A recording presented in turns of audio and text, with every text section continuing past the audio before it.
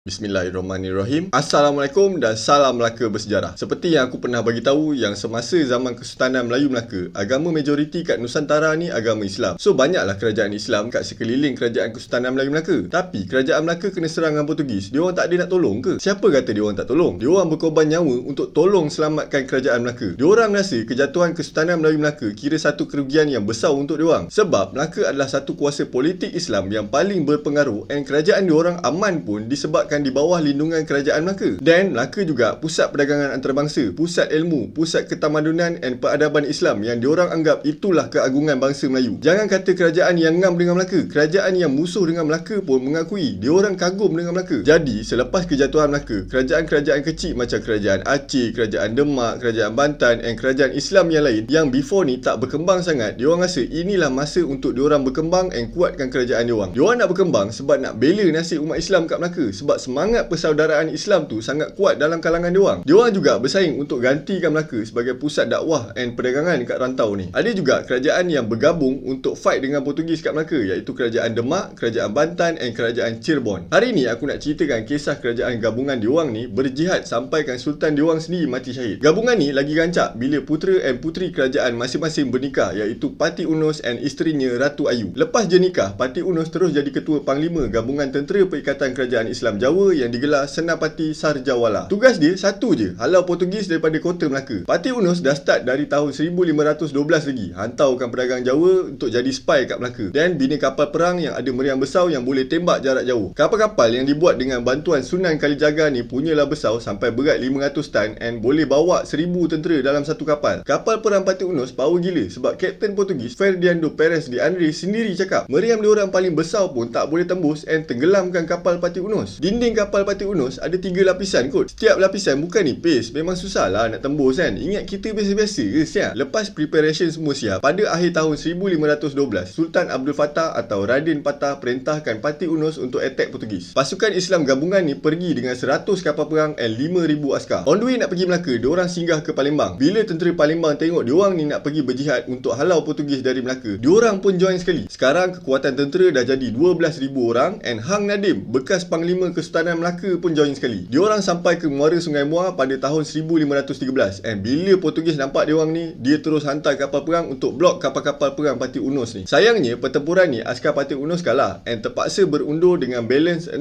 kapal perang and 8,000 askar patah balik ke Palembang and Jawa. Tapi Pati Unus tak puas hati, dia balik je, dia terus fikirkan plan yang baru. Pada tahun 1518, Raden Patah mangkat. So Pati Unus telah ditabalkan jadi Sultan Demak dengan gelaran Sultan Shah Alam Akbar II. Lepas dia jadi Sultan, baginda tak tunggu lama. Baginda perintahkan preparation untuk attack Melaka. Baginda tak pernah lupa kekalahan diorang masa serangan yang pertama. Jadi untuk pertempuran kedua ni, walaupun dah jadi Sultan, baginda sendiri turun and lead tentera jihad untuk attack Melaka and dibantu panglima perang bernama Fatahillah. Kali ni angkatan diorang lagi besar daripada yang pertama and semangat jihad diorang tengah membuak-buak. Disebabkan peristiwa ni lah muncul satu rangkap pantun yang famous turun-temurun di kalangan orang Melayu. Kalau roboh kota Melaka, papan di Jawa hamba dirikan. Kalau sungguh bagai dikata, jasad dan nyawa hamba berikan. Nampak tak bahasa orang dulu-dulu lain macam tau.